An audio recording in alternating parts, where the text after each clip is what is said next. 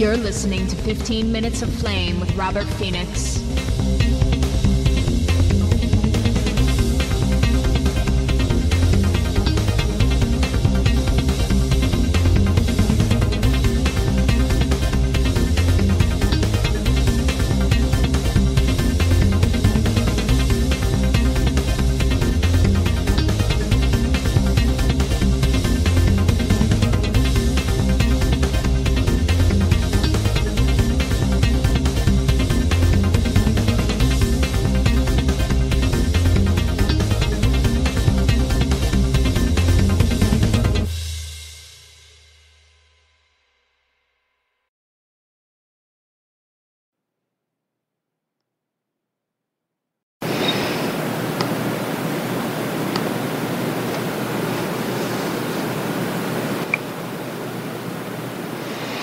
Hey, good morning, everybody. Robert Phoenix here, and I have a bit of an issue which I need to address. Hold on one second. Hold on.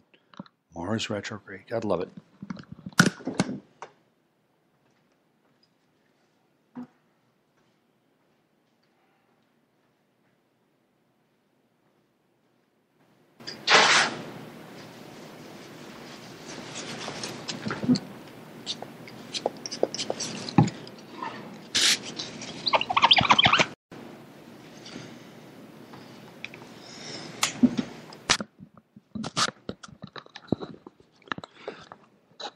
That's much better. Sorry about that. We have an African dust storm down here in south central Texas. And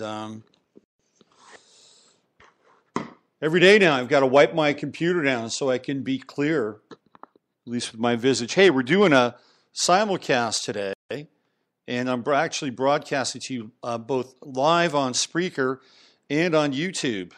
It's a new thing that I'm trying out, and when I get back up and running full time in August, this is kind of what it's going to look like. So the idea here will be to broadcast across multiple platforms. I'm a little late to the party because there are a lot of other people that are doing it. Right now, my inspiration is Nathan Stoltman over on Unveil the Truth, and Nathan's great. I've been really enjoying his shows. I think he does a really credible job. You know, just like everybody else, I don't agree with him 100%, and that's okay. We don't always have to agree with one another 100%. It's going to be rare if we do, and if that's the case, then you should probably marry that person, right? So last night I was on Facebook, and I could feel that I was starting to get a bit heated. And one of the things that happened is I put a post on Facebook last night, and it had to do with a series of photos with Obama and Medvedev. And the reason I put them up was because clearly there was a relationship with Russia, and that was hand in glove with Obama and Medvedev. There's even a clip where he says to him, it's a hot mic, and Obama says, hey, I just have to get reelected, and once that happens, I'll have more latitude or leeway or flexibility. I think it's flexibility is the word he uses. So how did we go from having a relationship with Russia, which seemed pretty cozy with those two? And by the way, I have a theory which is completely and utterly unsubstantiated. But my theory goes back to a post that I read in 2008.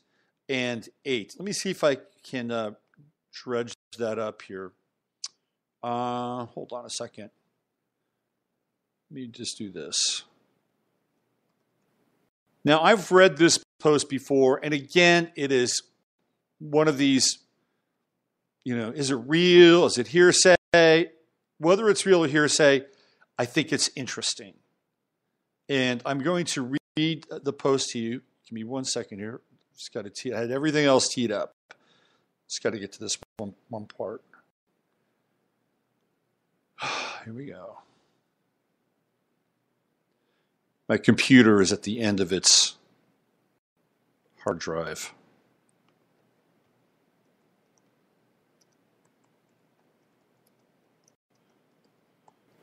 So I actually am I'm getting it here. Give me one sec. All right. So I read this back in 2008. This was by somebody named Tom Fife.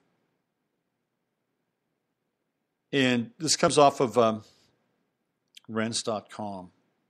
So take it for what it's worth. Could be hearsay. Could actually be true. With Barack Obama, it's you don't know. We don't know. Everything is locked up and sealed, hermetically sealed. There's no, we know a few things, and the things that we do know have been skillfully and kind of artfully portrayed in his two books. It's like, that's it. That's the roadmap. This is what we know of Obama. It's the two books. And the first one, more than likely, ghostwritten by Bill Ayers. All right, so here we go. This is from Rense.com. It's called The First Time I Heard of Barack. Again, I'm just reading this because it gives us perhaps another way of looking at it, whether it's real or not. Certainly it teases the cerebral cortex and the synaptical connections in our head. Now, we're in a time where we bandy about this notion of fake news. You know, what's real or what's not real. We get reports that are clearly fake. And mostly, I think the mainstream media is fake and has been fake for a very long time. We're getting the infestation of fake on the alternative side as well. So what the hell? What's it matter? Let's just all throw it out there and see what sticks to the wall. That's kind of where we are with reality anyway. I'll read this. During the period of roughly February 1992 to mid-1994, I was making frequent trips to Moscow, Russia, in the process of starting a software development joint venture company with some people from the Russian scientific community. Now remember, the guy's name is Tom Fife. Could be his real name, maybe not. I don't know. One of the men in charge on the Russian side was named VM, and he had a wife named TM. V was a level-headed scientist, while his wife was rather deeply committed to the losing communist cause. A cause she obviously was not abandoning. One evening during a trip early in 1992, the American half of our venture were invited to V and T's Moscow flat. As we were about to return to the States, the party went well, and we had the normal dinner discussions. As the evening wore on, T developed a decidedly rough anti-American edge, one her husband tried to quietly rein in. The bottom line of the tirade she started against the United States went something like this. You Americans always like to think that you have the perfect government, and your people are always so perfect. Well then, why haven't you had a woman president by now? You had a chance to vote for a woman president. You didn't do it. The general response went something along the lines that you don't vote for someone just because of their sex. Besides, you don't vote for vice president, but the president and vice president as a ticket. I believe she was referring to Geraldine Ferraro. Well, I think you're going to be surprised when you get a black president very soon. The consensus we expressed was that we didn't think there was anything innately bearing that. The right person at the right time, sure. America would try to vote for the right person, be he or she or black or not. What if I told you that you will have a black president very soon and you will be a communist? The out-of-the-blue remark was met by our stares. She continued, well, you will, and he will be a communist. It was then that the husband unsuccessfully tried to change the subject, but she was on a roll and would have nothing of it. One of us asked, it sounds like you know something we don't know. Yes, it is true. This is not some idle talk. He is already born and he is educated and being groomed to be president right now. You will be impressed to know that he has gone to the best schools of the presidents. He is what you call Ivy League. You don't believe me? But he is real, and I even know his name. His name is Barack. His mother is white, an American, and his father is black from Africa. That's right, a chocolate baby. And he's going to be your president. She became more and more smug as she presented her stream of detailed knowledge and predictions, so matter-of-factly as though all were a foregone conclusion. It's all been thought out. His father is not an American black, so he won't have that social slave stigma. He is intelligent. He is half white and has been raised from the cradle to be an atheist and a communist. He's gone to the finest schools. He is being guided every step of the way, and he will be irresistible to America. We sat there not knowing what to say. She was obviously very happy that the communists were doing this, that it would somehow be a thumbing of their collective noses at America. They would give us a black president, and he would be a communist to boot. She made it quite obvious that she thought this was going to breathe new life into world communism. From this and other conversations with her, she always asserted that communism was far from dead. She was full of little details about them that she was eager to relate. I thought maybe she was trying to show off that this truly was a real person and not just hot air. She rattled off a complete litany. He was from Hawaii. He went to school in California. He lived in Chicago. He was soon to be elected to the legislature. Have no doubt he is one of us, a Soviet. At one point, she related some sort of San Francisco connection, but I didn't understand what the point was and don't recall much about that. I was just left with the notion that she considered the city to be some sort of center for their activity here. Since I dabbled in languages, I knew a smattering of Arabic, I made a comment. If I remember correctly, Barak comes from the Arabic word for blessing. That seems to be an odd name for an American. She replied quickly, yes, it is African, she insisted. And he will be a blessing for world communism. We will regain our strength and become the number one power in the world. She continued with something to the effect that America was at the same time the great hope and the great obstacle for communism. America would have to be converted to communism, and Barak was going to pave the way.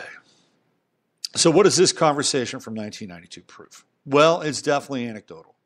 It doesn't prove that Obama has had Soviet communist training, nor that he was groomed to be the first black American president, but it does show one thing that I think is very important. It shows that Soviet Russian communists knew Barak from a very early date. It also shows that they truly believed among themselves that he was raised and groomed communist to pave the way for their future. This report on Barak came personally to me from one of them long before America knew he existed. Although I'd never heard of him at the time of this conversation, Obama was 30 plus years old and was obviously tested enough that he was their anticipated rising star, Tom Fife. Okay, so I'm just reading that to you because I think it's interesting. We know that Frank Marshall Davis, who was very close to Barack Obama, was a key figure in CPUSA, which is the Communist Party of the United States of America. And as a result, Barack Obama was schooled in communism, in Marxist manifesto, by Uncle Frank, as he was known to Barack, according to his book. It's pretty clear that there are also Communist Party ties through Obama with his grandparents, his grandfather and his grandmother, who were socialists. Now, so this connects Obama into a very unique kind of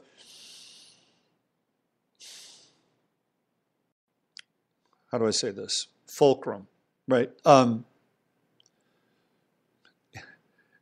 It puts him in this really interesting kind of alchemical pot, right? Where all these influences are mixed together and synergized. And out of that synergy, the black and white synergy, the American-African synergy, the Western communist synergy, we have this manifestation of Barack Hussein Obama. Again, through these connections. His mother was deeply connected to the World Bank and Timothy Geithner's father. And as a result of that, one of the reasons why she was in Indonesia, where Barack Obama was to work with another socialist there named Lolo Soetoro, which is where Barry gets one of his names, Barry Soetoro, right? So there's this interesting background on Obama. And none of this was entirely vetted when he was running for president. Why? Because most of his records were sealed. And there's also been a long-standing relationship at a high level with communism in this country. And in fact, if you go back to the Bolshevik Revolution was essentially started on Wall Street. It was the bankers of Wall Street.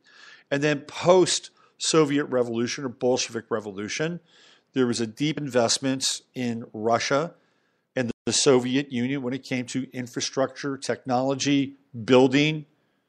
The American oligarchs, corporations were involved. They were involved in keeping Russia alive. They wanted to have Russia as a kind of a commercial outpost, and they needed a bully on the block. They needed Russia as part of the Cold War so that they could have the rise of the military-industrial complex and the military state. Without Russia in a post-World War II environment, the world itself could have drifted towards some form of equilibrium and peace. And there is very little financial investment and interest accrued with peace. We know this. Because when there's peace, guess what happens? The military-industrial complex stops churning out weapons. And we're talking hundreds of billions of dollars every year. It is a huge industry. It is the industry. And it starts at the top with everything from munitions and guidance systems all the way down to rations and office and clerical support and communications and computer systems, clothing, you name it. It is a massive industry unto itself. And in order for this industry to exist, there needed to be a boogeyman. There needed to be this sort of bipolar creation of a two-world state with communism being an active threat, and to some degree it is an active threat. And it was an active threat, and it still is an active threat. But this was all created. It was manufactured. Again, all you have to do is go back and listen to Anthony Sutton or read his books, and you'll see very clearly that the Third Reich and the Bolshevik Revolution were essentially started by the same group of industrialist bankers and oligarchs. It's true. Now, as a result of this, there are a lot of people in the United States who were very invested in communism. Not just from a corporate or globalist perspective, an internationalist perspective, which of course there was always a great deal of interest in Russia and communism, but also from the point of a social system and governance. CPUSA is a big deal. And the Russians were involved heavily in creating systems of demoralization. Now, I've played the Yuri Bezmenov piece before on this show. And Bezmenov is somebody, well, first of all, he's a KGB defector. And he came to the United States in the 1970s and began to do interviews about the strategy, the Soviet strategy. And it was about demoralization. Demoralizing the American public so that their morale would be so low that they would be easily conquerable and vanquished. And if you look back on the 1960s and the 1970s and all the way up through the early 80s, where we get into Iran-Contra and all that stuff, right? This is a really prominent theme in the evolution or the de-evolution of the United States of America. And I've spoken about this before, that when I was a kid, I was really into America, right? I mean, it was like I was really into it. Like the Olympics, go America. Best country in the world. And I was only, like 7 or 8 years old. And I used to watch the Vietnam War at home every single day. Talk about demoralizing. Holy shit. Right? They don't do that anymore, do they? No, they don't. Because we'd be shocked about what we saw. And what was important during that time was shocking the American public. It was showing the American public every single night that they were losing a war. In most cases, people would be eating their dinner while watching the news. By the way, never watch the news and eat dinner. Never watch the news and eat food. Those moments, that energy codes on you because you're in a different state, right? You're in a different brain state when you eat. The digestion process is beginning, so you begin to sort of detune a little bit. You become very suggestible when you eat. Don't watch the news when you eat. So that's what happened during the Vietnam War. That was clear, right? That was clear. And then after that, we have Nixon, and then we have Watergate, which is incredibly demoralizing. So this whole process of demoralization is in place. And what Bezmenov shared with us through his defection was clear. And that demoralization process did not abate once Reagan became elected. No. It changed a bit, but it still had some momentum. The momentum shifted into other areas. It wasn't necessarily on the geopolitical social front, because at that point it was all about Pax Americana with Reagan and Bush. And if you weren't thinking too much, you would, or weren't that aware, you would think that everything was just peachy keen, and it wasn't. The demoralization was happening in other areas of media, entertainment, but it's always been a script in the background. Always been a script. And CPUSA never went away, right? They've had cells all across the country. And I've shared the story before, my personal experience living in California, in Oakland, California. I used to go to a place called the Uhuru House, and it was a thrift store, and it was on Grand Avenue in Oakland, California. And it was run by communists. It was a communist front. It was a communist storefront. It was like a front and a front, right? It was very interesting. And I would go there and I'd look for things like shelves or audio equipment. And I began to develop a relationship with the communists. Oh, man. Wasn't that fun? Anyway, this one woman, okay, I kind of won her over. I'll tell you how I won her over. One day, there was this guy who was a little bit disabled in the store. And I'm not telling you this to prop myself up or anything. But one of my philosophies of life is if you can create magic in the moment, do it. Okay? Do it. If you can be an agent of the miraculous, even if it's tiny, tiny, tiny, do it. And be open and aware. Like, don't always try to insert yourself in everything, but there are moments in time where things can happen. And they could be really interesting things. So there was a guy in the store, and he was kind of disabled, right? He wasn't completely, fully on board. But he was there, and he was trying to buy something, and he didn't have enough money. And he was kind of struggling to get it together. Now, clearly, they got this shit for free. Like, nobody goes there and says, hey, will you buy this for $5 or $10 and then turn it around and sell it for $20? No. They would get the stuff for free. They had all these tax write-offs. They were a nonprofit. The Communist Party in the United States is a nonprofit through the Uhuru House. Anyway, I saw the guy was kind of struggling to get his money together. I think it was $15 short. I had some money on me. I said, look, I'll cover the rest. So I covered it, and I said, and he said, oh, great. I'll come back and I'll drop the money off at the store. I said, whatever, it's fine. And so the woman who was there, who was running the show, she was this Jewish gal, right? She had the big, the Barbra Streisand fro going on. And she's like, oh, that was really nice of you, right? Oh, that was really kind of you, right? It's just, it's what we do. We're human. We do this, right? Now, all of a sudden, the communist is thinking, well, this person might be good for our party. So I went back, and she gave me this newsletter, maybe a couple of weeks later. She gave me this newsletter. And I was like, oh, okay, what is this? This is our, and she would tell me all the time. She'd say, Robert,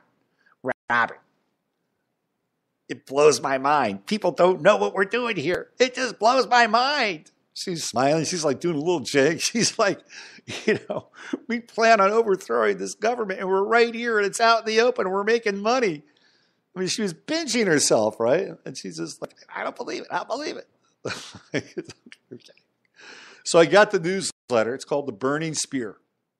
I've talked about this before. And this is a ramp up. Okay, we're going somewhere with this. We're going, trust me. It's The Burning Spear. And I'm reading this thing, and it's all about the party's activities in Oakland. And I was shocked.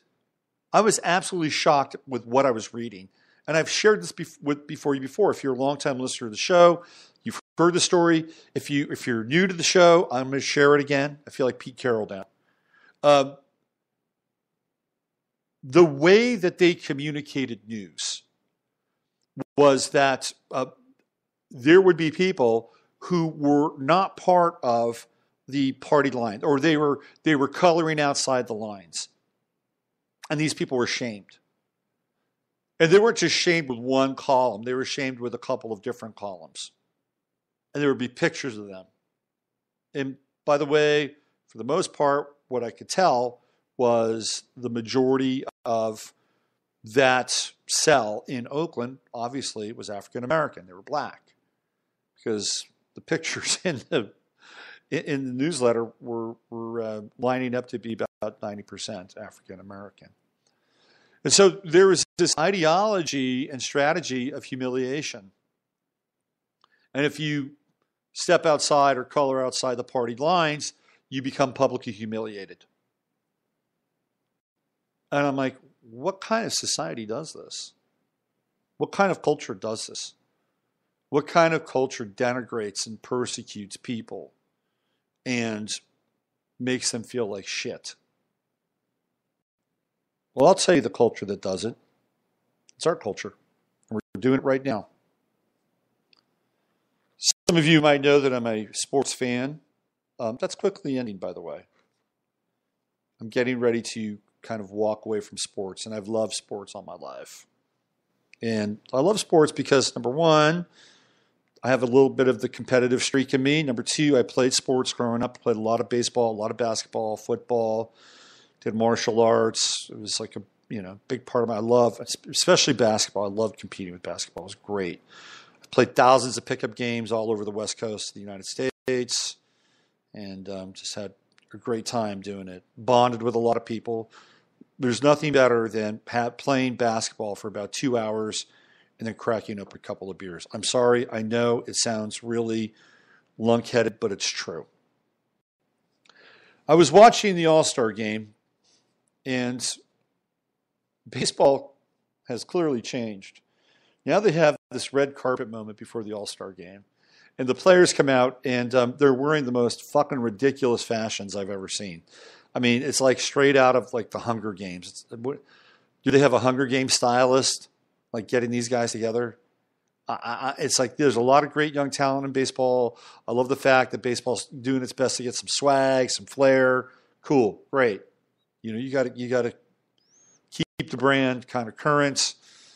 We know what young people like, which is flash, flair, swag, maybe a little bit of smack talk. But during that game, there was a player who was pitching for the National League. His name is Josh Hader.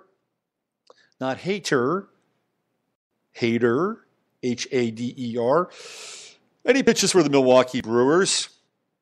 And somebody decided during the All-Star game to go into the history of Josh Hader's Twitter feed and found a bunch of tweets from when he was young and said some stuff that we would consider to be politically incorrect, racist, homophobic, hateful.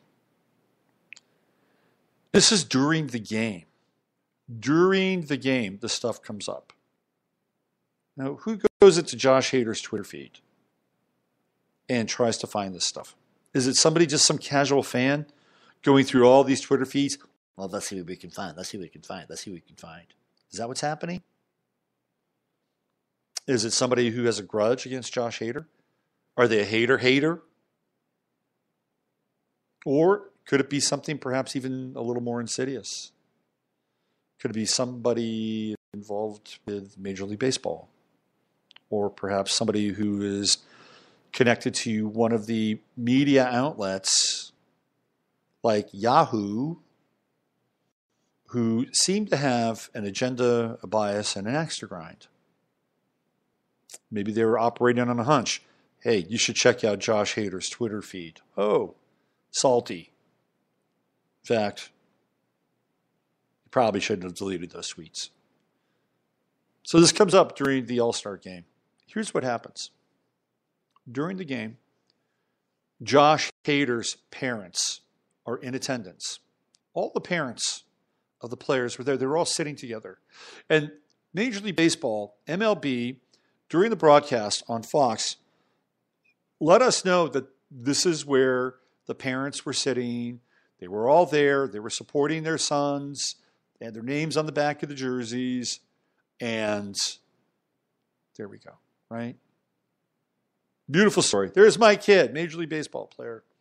Well, apparently, Major League Baseball, MLB, sent somebody into the stands and got Josh Hader's parents to remove their son's jersey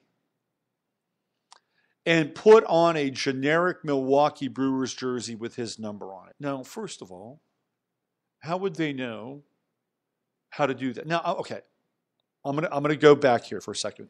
I'm not completely sure it had his number on it. I'd have to find this out. I don't want to be. I need to be clear and concise with my delivery. But it was a generic Milwaukee Brewers jersey. His parents had to take off their son's jersey because of some tweets he made 4 or 5 years ago.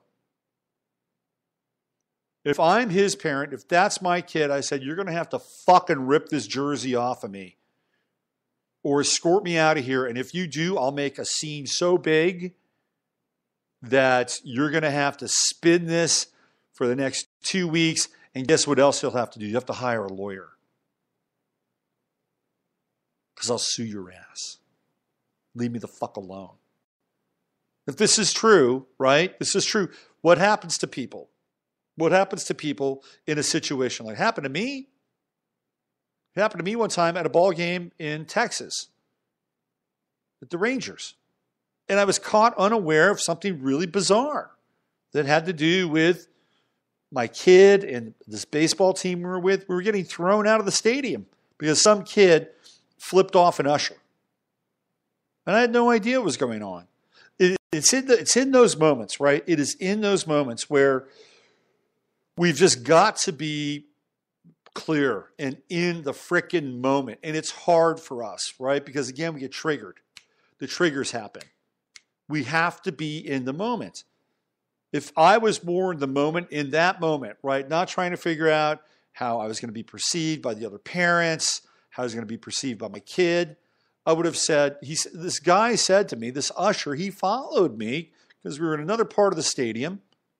The kids were goofing off. They had their shirts off. They were swinging their shirts around in the bleachers, trying to get on Sports Center. We got kicked out of this one section. They did. We were just there watching them. And one of the kids flipped off the usher, older guy.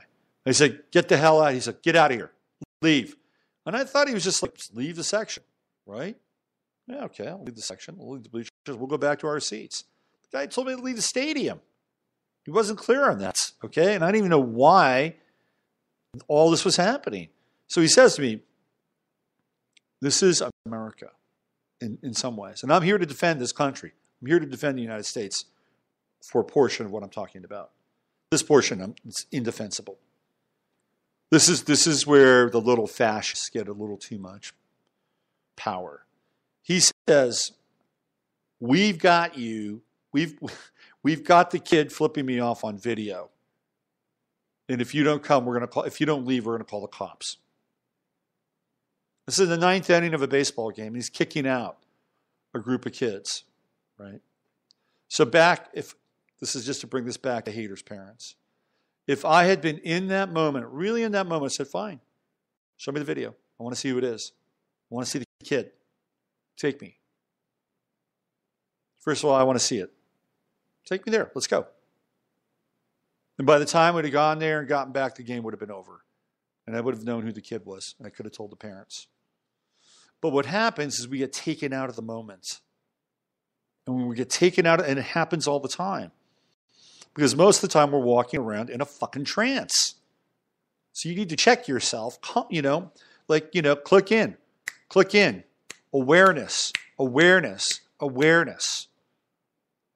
This is part of my gift to you as a Scorpio rising. Because when you're in the moment, you can make different choices.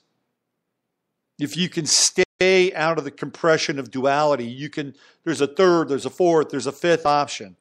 The moment opens up in ways that we cannot perceive it.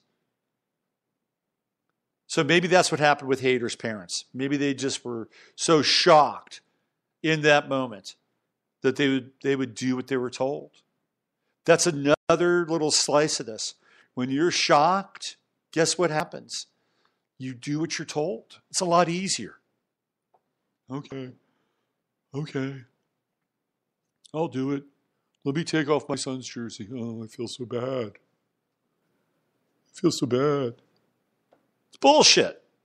It's total bullshit. This is the same tactic that they were using inside of the 5 or 6 pages of the burning spear.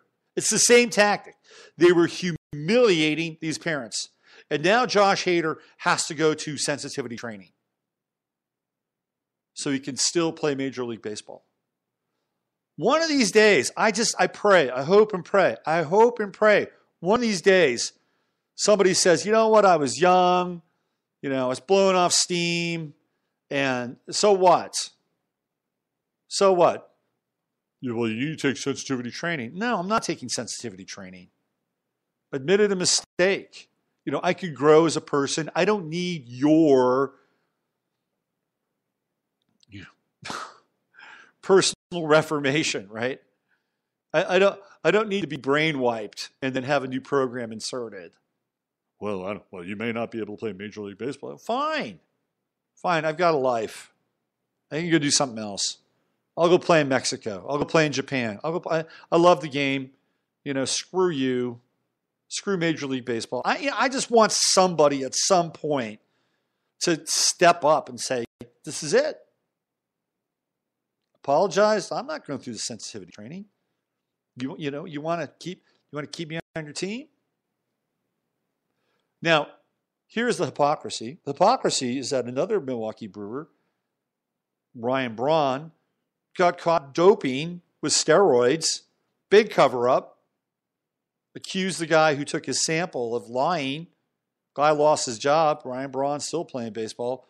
Where's his sensitivity training about being a freaking human?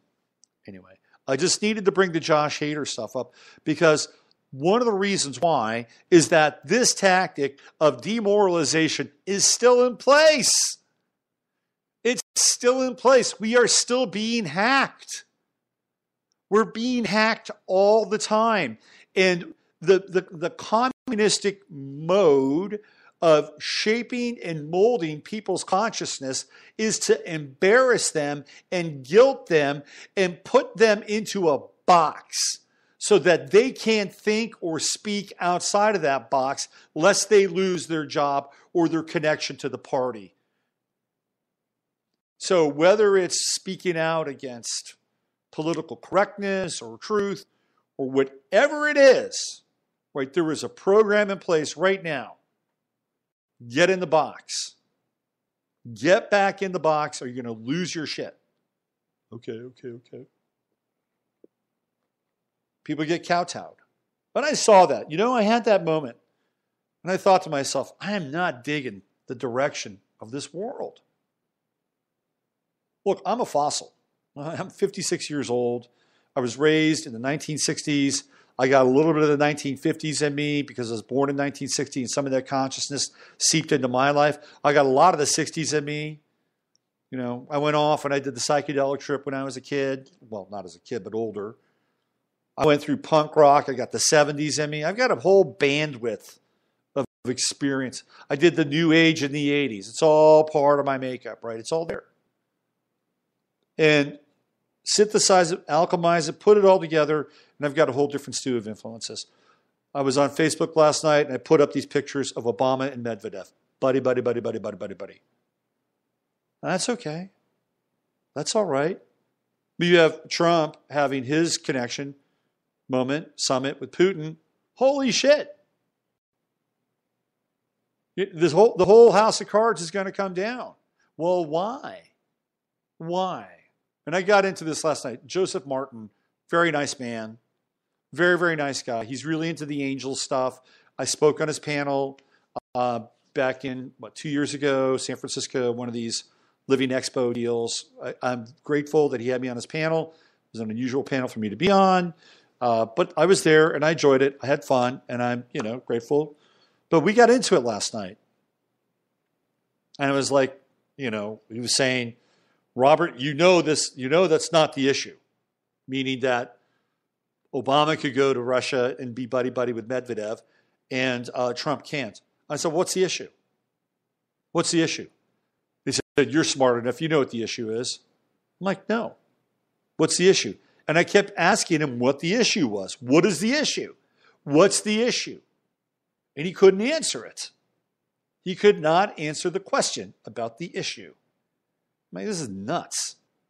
And eventually he said, I'm out of here. Tapped out. Tapped out. So what is the issue? Did Donald Trump receive a boost from the Russians who meddled in the election, the 2016 election? That is the issue. So let's break this down. Let's just try to be really clear about this whole thing. There was a dossier, right? There was a dossier that was put together by GPS Fusion. Who funded the dossier? It was the Democratic Party. The DNC funded the dossier. And they used Nellie Orr, and they used, what's his name, Steele, the British agent, and they paid a lot of money for this dossier. And the dossier basically says that Trump went to Russia and had a couple of hookers and peed on the bed that the Obamas slept in. That was the dossier. And because of that, the Russians had dirt on Donald Trump and therefore were able to control him like a puppet. Okay? Then you had, of course, the Michael Flynn visit to Russia. I'm just putting this out there. We're trying to create a timeline here, okay, as to this whole sort of piece around the meddling. Michael Flynn was given permission by one Barack Hussein Obama to go to Russia. It was that in-between phase, the liminal phase, between the end of the Obama regime and the beginning of the Trump regime. Yeah, go. You have my blessing. Why did he go to Russia? Well, it's because Secret Agent 00666 asked him to go. He wanted to know how Russia was going to vote on an upcoming UN resolution regarding, his favorite country, Israel. And so Flynn went there to go talk, hey, what are you guys going to do on this UN resolution thing? That's why he went. And he was given permission by Obama. His greatest sin was that he lied to Mike Pence. It could very well have been a setup. And what about the meeting that was taken? This woman who was a supposed lawyer, of course they're going to sit down with this woman to see if they can get any dirt. Politics is grimy. It is a grimy occupation. It is not for the weak or faint of heart. Case in point, somebody wound up in like a garbage chute at Huma Abedin's apartment. Yeah, that's right. That's right. Now, cannot be proven, but there's some claims that may have came from Huma Abedin's garbage chute. Clearly, it was at her apartment building. Is it anecdotal? Yeah, but there's a whole history of the Clinton death list. We know this for a fact. Even Mr. Anthony Bourdain was openly talking about Hillary Clinton, HRC, and how bad she is, and how her goons were making life hard for him. It's on the public record. There's another incident where apparently this woman who was connected to Hillary and the Clinton Foundation in Haiti, her home blew up and she was in it. Okay, so again, it's all anecdotal, but it's this web of absolute and utter catastrophe, disaster, and death that surrounds the Clintons. That part is clear. It cannot be disproven. It's not just 6 degrees of separation. There's usually 1 or 2 at the most. Okay? So, was there meddling? Was there meddling on the Russians' part? I would say there's always meddling on the Russians' part. If Barack Obama was indeed raised to be a communist from the moment he took his first breath, there's a really good chance that they meddled through the entire life and evolution of Barack Obama. But there are also other countries that meddle as well. Clearly, Israel was involved in meddling because they wanted to know. Israel has the most powerful lobby in the world through AIPAC. They are constantly, and I mean constantly, putting the heat on Congress people, senators, staff. They have huge amounts of resources. There's always some form of meddling. Do you think China has meddled in U.S. elections or candidates? Of course they have. I don't have hardcore evidence, but the relationship between the Clintons and the Chinese are legendary. Legendary. And the Clintons are internationalists. They're globalists. And I think Trump is kind of an internationalist as well, with a nationalist streak in him. So, okay, we know the dossier was created by the DNC, right? It was their money. It was supposed to be opposition research. They were going through their own opposition research by having this, lawyer. It was a whole setup. The one thing that the Trump campaign and people are, I think, really guilty of is being naive, and that they were set up very early on. And these people who are part of the DNC, Obama, the Alinsky fold, they are fantastic at skunk works, community organizing, using the media.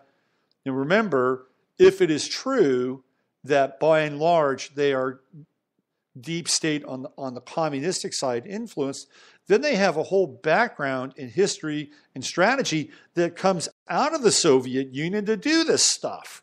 I mean, there's a playbook there. There are playbooks for all of these things. And I'm not here to exonerate Donald Trump. I'm here to try to be as fair and as down the middle as possible as I can be. Donald Trump was likely involved in money laundering with his hotel and casino business. Look up Felix Sater and the connection. It's funny. It's really, really funny. They'll go after the little fish, right? They'll go after a Paul Manafort. They'll go after a Michael Flynn. They'll go after the little fish. But they won't bring Felix Sater in now, will they? Because once Felix Sater walks through those doors and sits down with Robert Mueller, guess what happens? The whole thing explodes into not just the United States and Russia. Oh, no. Now we're getting into oligarchs. Now we're getting into Chabad Lubavitch. Now we're getting into a whole network of influence that a lot of people want to keep really, really quiet, really secret, occulted, and behind the scenes. He'll never bring Felix Sater in. Felix Sater is the guy that knows where all the bodies are buried and where all the books are cooked. And I believe that Trump was laundering money through the casino business. Probably still happens with Sheldon Adelson, one of his casino buddies. I'm not sure that would be meddling. Would there be influence? The influence is Wilbur Ross. Wilbur Ross bailed Donald Trump out. Wilbur Ross at that time was working for the Rothschilds. Who's the Secretary of Commerce? Wilbur Ross. So if there's any meddling going on, it's the debt that Trump would have to repay the Rothschilds because Wilbur Ross, through the Rothschilds, bailed Trump out. Do you want to go there? No. They don't want to go there. They don't want to pull that string. See, they don't want to pull that string. They don't want to pull the Felix Sater string. Let's pull the Russia string. Let's do that. To quote Van Jones, there's a big nothing burger there. A big nothing burger. Now, Mueller has recently indicted these Russians. Well, what about Mueller? What about Mueller's efficacy? Well, Mueller presided over the investigation into 9/11. Need I say more? One of the absolute greatest cover-ups, deceits of all time. The mother of them all. You want to talk treason? All you got to do is go back to George W. Bush. I was getting into this with Laird Scranton. He was all about just, they all want Trump's head. It's like, come on now. Come on. If you want to be real, let's be realistic about this. If you want to get to the core of the problem, Trump would just be a symbolic kind of sacrifice, right? He's the death of the white male. He's the wicker man. You get your Pyrrhic victory and you run around the streets smearing the faux blood of Donald Trump and his family and this vision of the rich, white, arrogant male. An orgy. It would be an orgy of some kind of justification. And then it would be over. You'd get a serotonal rush unlike anything you've ever experienced before. And it'd be over. A Pyrrhic victory. And guess what? You'd have Mike Pence as your president. Good luck with that. Good luck with that. So, I said to Mr. Laird Scranton, I said, look, I'll give you Trump's head. You give me the head of Obama. You give me the head of Bush. You give me the head of Bush. And you give me the head of Clinton. All four of them engaged in treasonous acts, particularly Obama, Bush 2, and Clinton. All of them. Dirty to the core. Obama was running a proxy war off a server with Hillary Clinton, created ISIS. ISIS comes to fruition under Barack Obama's time as President of the United States. Benghazi, Barack Obama. Fast and Furious, guns going to Mexico in a drug deal, gun deal gone bad, Barack Obama. Barack Obama has dirt and skeletons in his closet, right? Look up Tony Rezko. Look up Tony Rezko and the relation between Rezko, Obama, and Michelle Obama. Tony Rezko was one of Obama's benefactors in Chicago. Tony Rezko is doing time now. He might have gotten out. But when he was running for president, he was in jail for a number of issues. And he was clearly one of the Obama's big benefactors, money-wise. Sure, there's plenty of dirt on Obama, plenty. And Clinton, please.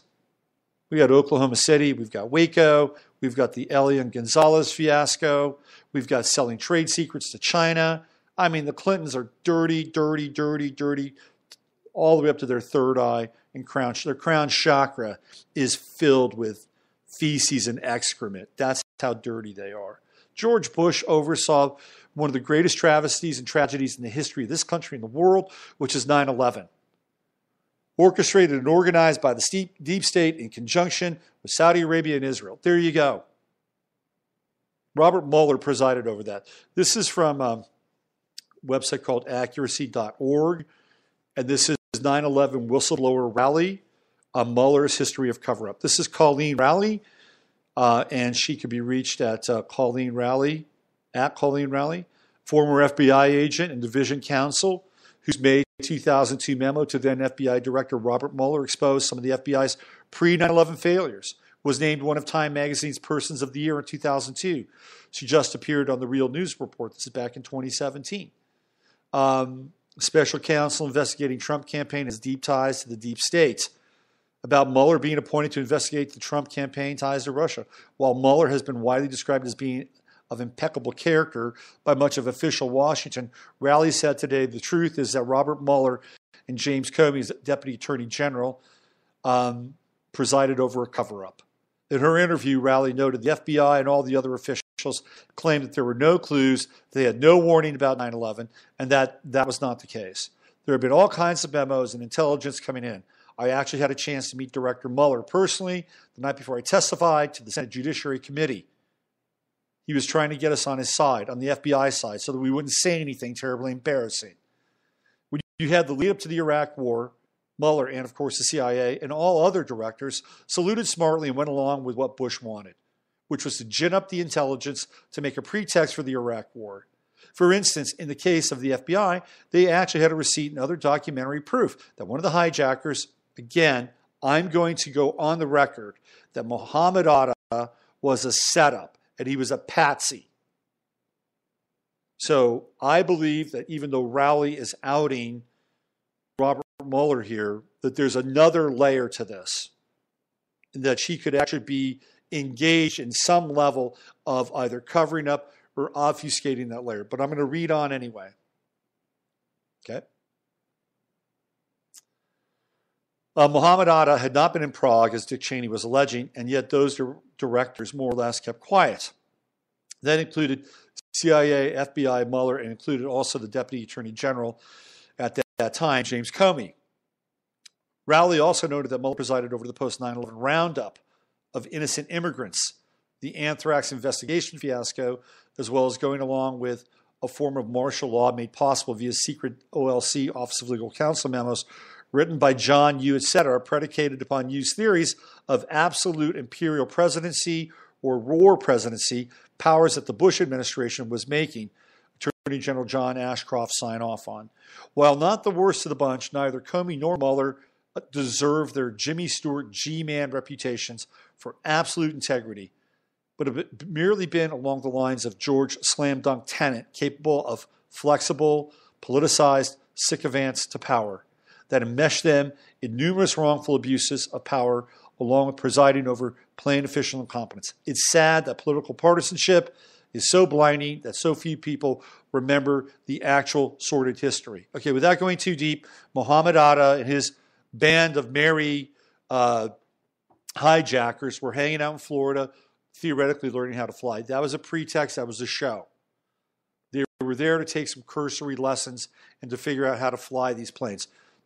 There's no way Mohammed Atta or any of those guys could have done what they did theoretically with those aircraft. And I say theoretically. Okay? Mueller presided over the 9/11 whitewash. That's all you need to know. This guy is not some kind of paragon of virtue. He's not. He's an insider. There are records of him actually delivering uranium to Russia. There are records of him doing that. This whole thing is so entangled, and it's so easy to point out that Trump is the boogeyman.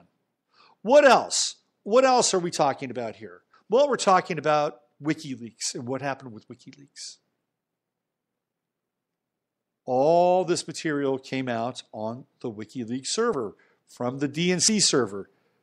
Who got into the DNC server and leaked it? Question mark. Was it Guccifer 2.0, theoretically, who was hired by the Russians? Or was it Seth Rich? Was it Seth Rich and Guccifer 2.0? I believe it's Seth Rich. I also don't believe that Seth Rich is dead, but that's another discussion altogether. And I'm not the only one, by the way. And other people say, oh, you're wrong. No, I may not be wrong. I think Seth Rich is an operative, and he was extracted. There's no autopsy of Seth Rich, and there's no obituary of Seth Rich. Period, end of story. Then you have Seth Rich's weird parents. And anytime anybody wants to go in and kind of pull the lid off of the Seth Rich thing or claim that it was a conspiracy, guess what? Seth Rich's parents have hired lawyers and they go after those people. Jeez, really? If I was his parents, I may think, hey, I want to know really what happened here. And if you've got some information, I'll pay for it. I'll take out a loan. I'll take out a second on my house. I want to find out, who the sons of bitches were who killed my kid. If indeed that happened. Right? Again, that's not happening. Talk about this in the light that there's a conspiracy and we'll see your ass. Whoa. Why? Oh, leave it alone. We want to mourn. I get it. I don't think Guccifer 2.0 was the guy who did the leaks, even though he says he did the leaks. It's easy. It's easy to say that. I got a WikiLeaks bombshell here, right? Here's the WikiLeaks bombshell hey, look, I'm sorry, teaparty.org. I know, it's not terrible. It's really interesting. It's like, well, who's your news source? Who do you watch? I have people claim, I've had people come after me, send me a bunch of emails and tell me that I'm a misogynist. They tell me that whatever, right? I am not. I'm justice for all, boys and girls, right? But look, I do have this kind of weird, strange affliction where I'm trying to be truthful to the best of my ability. I know, it's bizarre, isn't it? This one woman, she sent me a bunch of emails. You must listen to Fox News. You seem like a Fox News watcher. No, I'm not a Fox News watcher. I don't watch Fox News. Sasan accused me. He called Alex Jones my boss. I know Sasan. I've known Sasan for years. I used to hang out with him. I used to party with him in the Bay Area. I'm the first. There may be a few things with Alex that I might share, but man, I am not like Alex Jones. I'm not. I don't have to be beholden to people who pay my bills in that way that Alex does. Let's just put it that way. All right, let me get into this. WikiLeaks. This is from April 9th, 2017, a year ago. WikiLeaks confirms Seth Rich as source of DNC leak and provides proof. WikiLeaks released direct messages from U.S. alleged Russian spy, Guccifer 2.0, to actress model Robin Young, whoever that's that. In the stream of text, the discussion leads to the DNC leaker. His name is Seth. In November, Julian Assange said Russia did not attack or did not hack into the DNC servers. Is that interesting? Theoretically, Assange said they didn't do it. If Assange is even still around, I don't even know if he's still around. But they also want Assange's scalp. And that's the Trump administration, right? Here we go, WikiLeaks. This is the WikiLeaks Twitter feed. Direct messages from U.S. alleged Russian spy, Guccifer _2 to actress model at ROBBIN Young _Young, according to the latter, g2.space/sr/dms.html. Guccifer admits he is not the DNC hacker. And there's the Twitter exchange. This is Robin Young. True love can never be bought. Who is this person? His name is Seth. He was my whistleblower. I suppose you know who I am talking about. Yes, and it was horrifying to hear about the death. I have no facts, but it's my opinion Hillary had him murdered. Oh my God. You must be very careful. What is the issue with your assistant? Do you feel you can't trust him or her? It seems I can't trust him, but he can't be a public figure. Guccifer 2.0, his name is Seth. He was my whistleblower. I suppose you know who I'm talking about. This may explain why the DNC did not allow the FBI to look at its servers. On July 8, 2016, 27-year-old Democratic staffer Seth Conrad Rich was murdered in Washington, D.C. The killer or killers took nothing from their victim, leaving behind his wallet, watch, and phone. Are you kidding me? And D.C. is wired. They got cameras everywhere. Shortly after the killing, Redditors and social media users were pursuing a lead saying that Rich was en route to the FBI the morning of his murder, apparently intending to speak to special agents about an ongoing court case, possibly involving the Clinton family. Seth Rich's father, Joel, told reporters if it was a robbery, it failed because he still has his watch, he still has his money, he still has his credit cards, still had his phone. It was a wasted effort, except we lost a life. Okay, look. I've weighed in on Seth Rich. It's my opinion that he was extracted. I believe he was inserted. He was inserted to do exactly what he did with the DNC. Guccifer 2.0 was not the leaker. It was Seth freaking Rich. Was Seth Rich a Russian agent? I highly doubt it. Now, there are people who think that Seth Rich was just this really idealistic Democrat who was a big Bernie guy and couldn't believe that Hillary and the DNC was stealing the campaign from Bernie. Maybe that's the case. Maybe that's true. I think it's a little bit deeper. My opinion is that Seth Rich was probably Mossad, and I've already stated my case for that in previous broadcasts. Okay?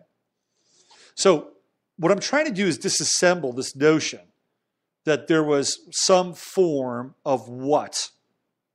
Some form of meddling. I've given you a history, a historical perspective that Russia has been meddling in this country for decades. I've given you a perspective that Russia is not the only country that has meddled. And clearly, during the run-up of the election, when Mike Flynn was given permission to go to Russia and speak with the Russians, that request to go there was given to him by Jared Kushner, who wanted to know how the Russians were going to vote on a UN resolution having to deal with Israel. I got into the fact that the DNC funded GPS Fusion report might have been pretty baseless. And let's just say, for instance, Trump did party with a couple of hookers and peed on the bed.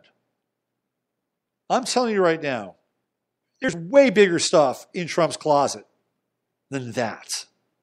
Okay? Way bigger.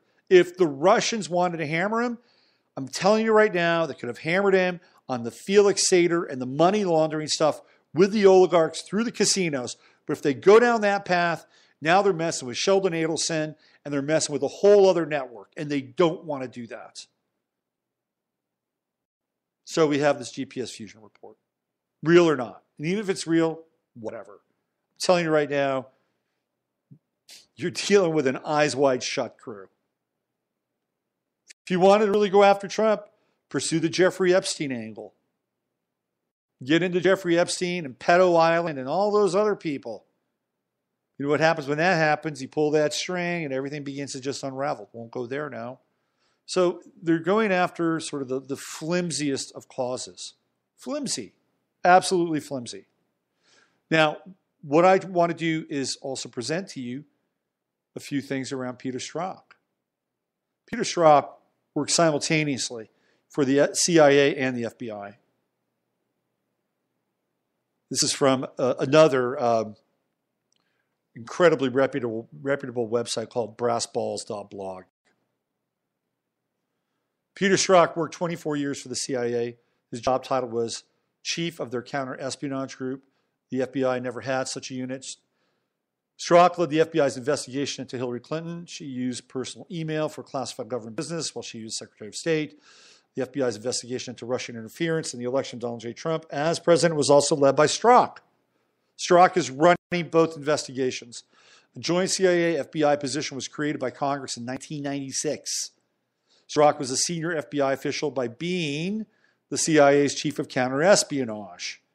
And here we go. Here's an unclassified FOIA document. It says here, date 20 January 2016 to Gregory B. Starr, Assistant Secretary, Bureau of Diplomatic Security, from Peter Strzok, Section Chief, Counter-Espionage Section. Counter-Espionage is a CIA group. It is not an FBI group.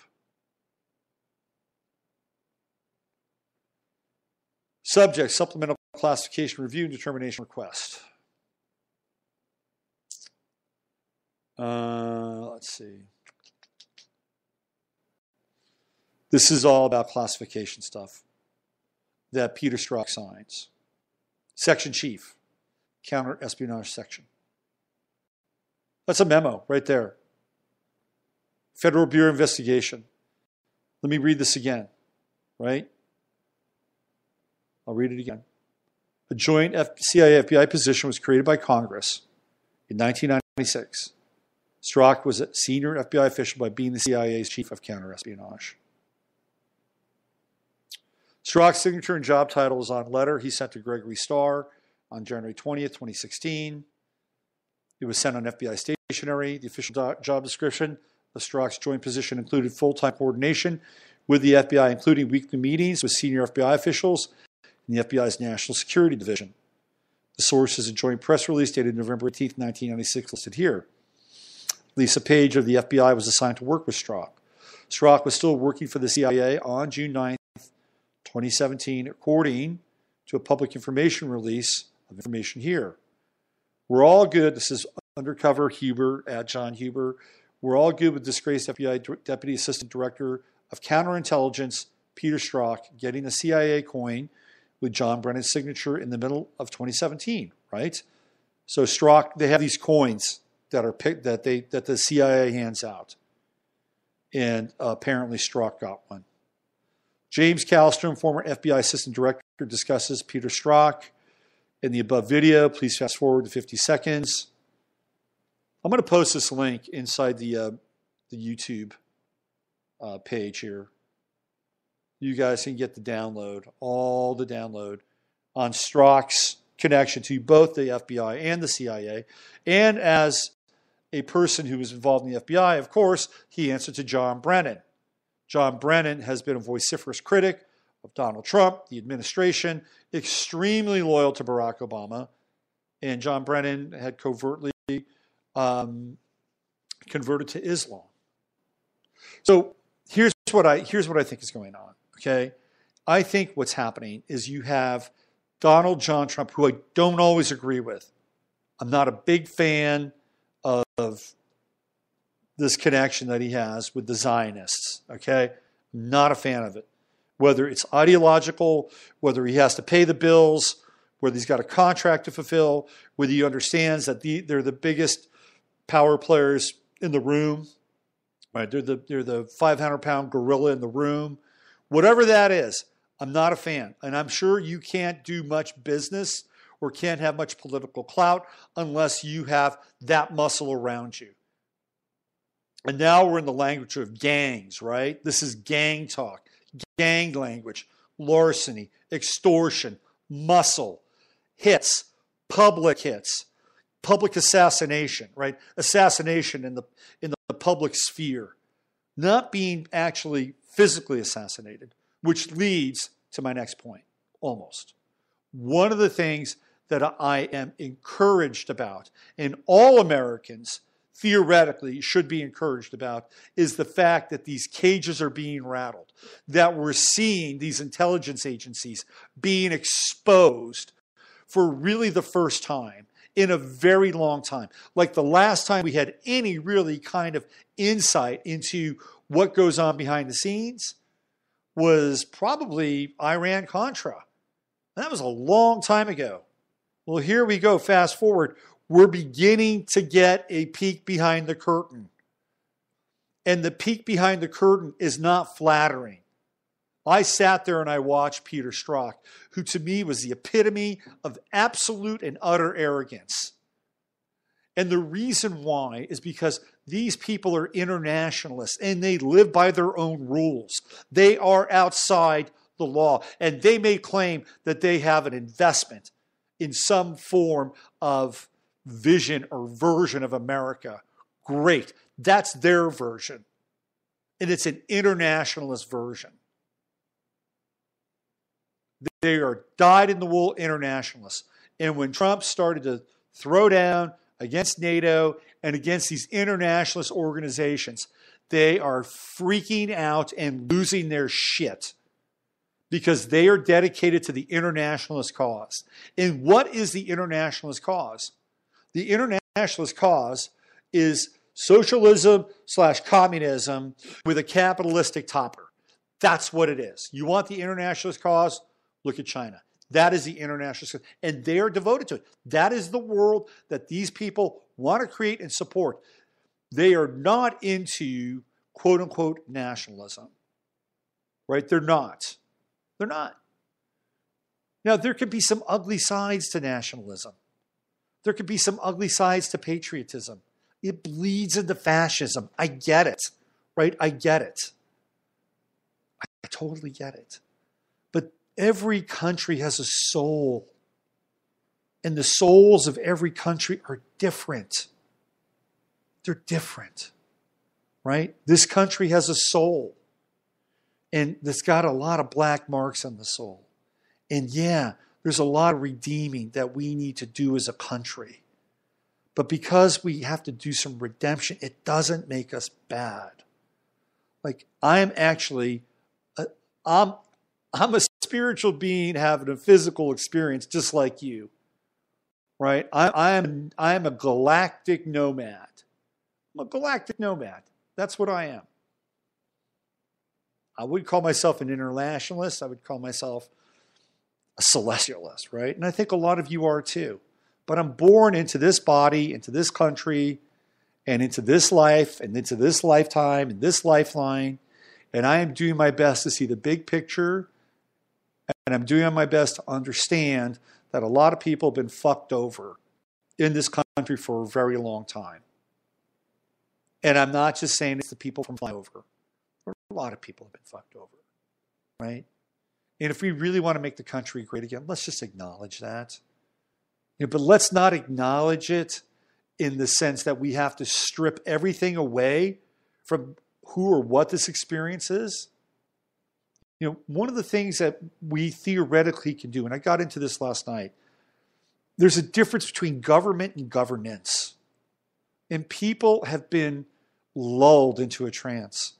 And we've been given this completely insane kind of model to think that the people that represent us actually truly represent us. It's not true. It's not true. And maybe it's true to some extent. Like, you have this Cohen guy up there cheerleading for Peter Strzok. Maybe if you're in his district, he is representing you. Maybe that's the case. But by and large, it doesn't really happen. So one of the things that I think was really important about this country, and that we could actually have a model for other countries and other parts of the world, is that from a governance level, we're involved. We are involved. If you don't like what's going on in the border with the kids, you know what you do? Here's what you do. You go drive down to the border. Go drive down to the border and set up a fucking tent city or something, right? Get involved. If you don't like it, get off your ass, commit to it, get off your computer and commit to it, and go down there and go help out. If you're really that pot committed, that's governance. That is governance. And that's what we need more. We need more governance. We need self-governance. That's really important, right?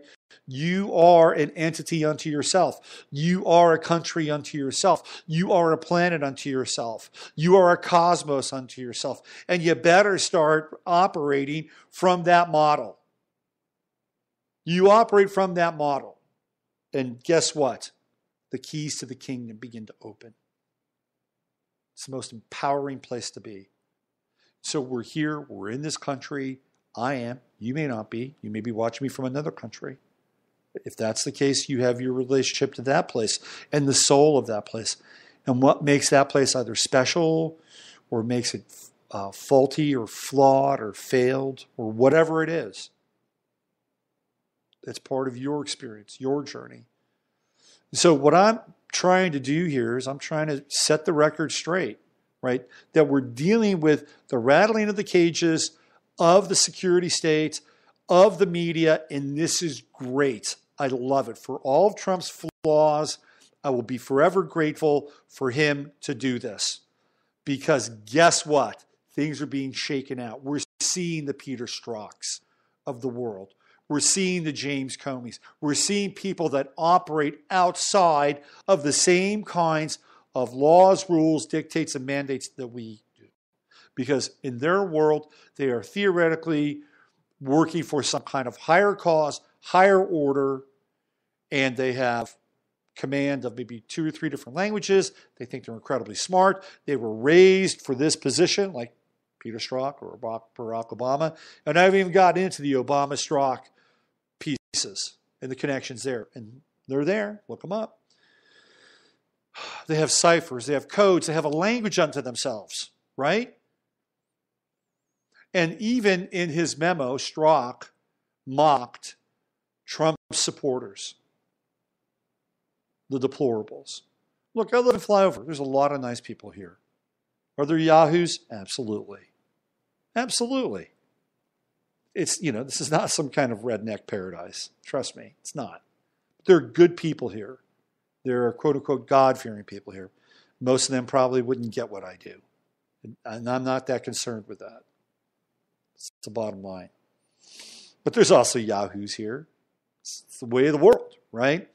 But Strzok, like many others who come from a certain POV and a mindset, have an absolute antipathy towards Middle America and the people that make up the bulk of the country who have suffered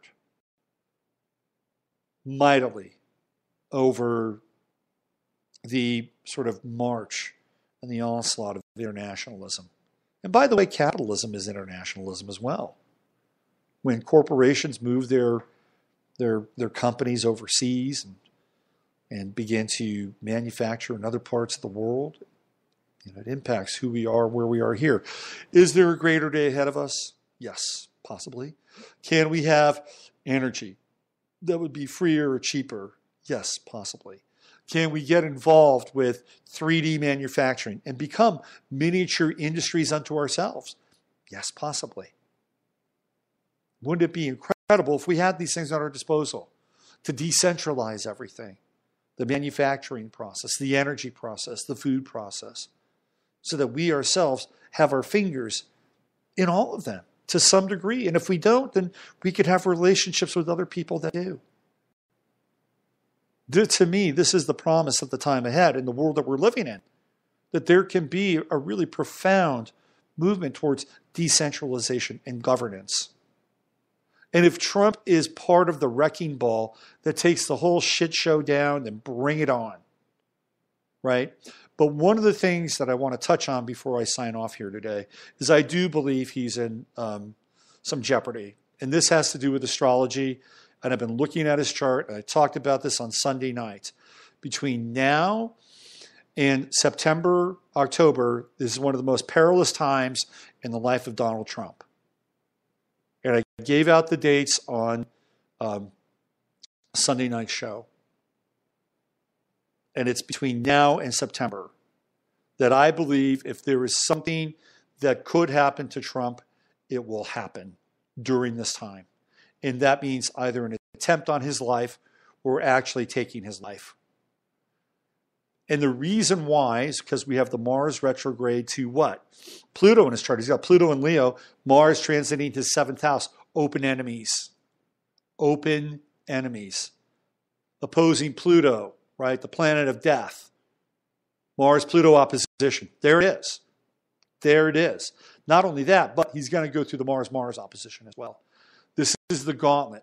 Between now and September is the gauntlet for one Donald John Trump. So keep your eyes on that. And if you think, if you're watching this and you're just, doing Mr. Smithers on the demise of Trump and the death of Trump, you better think long and hard about that. If you're into a wrecking ball kind of mode in that regard, then you'll cheer it on, because I'll tell you what'll happen. We'll have a market collapse like you've never seen before. And not only that, but there'll be people in the streets. So careful what you wish for. And I think what I really want to sign off on here today, before I look into the chats, the various chats, is I want the best and highest possible outcome for everybody. And I may be unpopular at times. I've got Jupiter in Sagittarius in my first house, trines Uranus in Leo in my ninth house. Sometimes I'm out there and people don't like what I have to say. I usually say it with either conviction or some kind of caveat, but it's usually something I've thought out pretty well, at least to the best of my ability. We're living in a time of disassembling where things are being revealed to us. It's a time of revelation. It's a time of revelation. It's the way it is. So sit back, make sure that you're clear with yourself, make sure you're clear with your spirit, your soul. These are really important exercises to go through every single day. Every day, right? That's part of the process. Because at some point, we are going to reach a time of atonement and reckoning. And this is not from some kind of biblical perspective. It's just a law. It's a cosmic law. We've had so much backlog, so much denial, so many lies, so many illusions that I don't believe that this matrix and this version of reality can sustain it any longer. I just don't. And especially when there is a generative force, which is a reactive force towards that wants to open it up and to absolutely have an X-ray vision. And that's happening. It's happening as to what's going on. And you may not like it. And if you're on the left, you may not like it. And if you're on the right, you may not like it either. There may be things that you may find to be distasteful, or you're going to have a hard time wrapping your head around. Truth is truth. It's the way it is. It has its own morality. All right, let me get into the chat room here and see what we got going. First of all, let me go into the Spreaker chat. Alexandra, fascinating. This sounds a lot like the famous writer Richard Wright, author of Black Sun's experience with the Communist Party. Through American Hunger, best show ever. This is the most comprehensive novel I've heard. Good. I'm glad you feel that way. Thanks for listening in, Alexandra. Let's go into what do we have here? We've got 50 people in there. Do or die time. It gets worse. So a lot of action going on in the chat room. That's fantastic. Really, really good. Really good. Did anyone see I mentioned, so Tanya says, did anyone see the Portland, Oregon art of Trump's head being cut off? Yeah, that's a theme, right? That started with Kathy Griffin. And it's continued. Wish I would have known you were in Philly. Would have loved to hang out with you. Listen, there's a really popular saying with QAnon, right? Which is, stay the course or have hope. I'm not a big QAnon person. I'm more of a UAnon person, right? I'd say take everything that QAnon says and apply it to your life and what you're doing and how you can make a difference. And don't always wait for the white hats to show up. You are the white hat, okay? Remember that. You are the white hat. So I just want to sign off on that. Thanks for showing up today. Hang in there. Stay strong. Use your head to discern what's real, your heart to stay open what's possible. This is Robert Phoenix. I'm signing off. Ciao.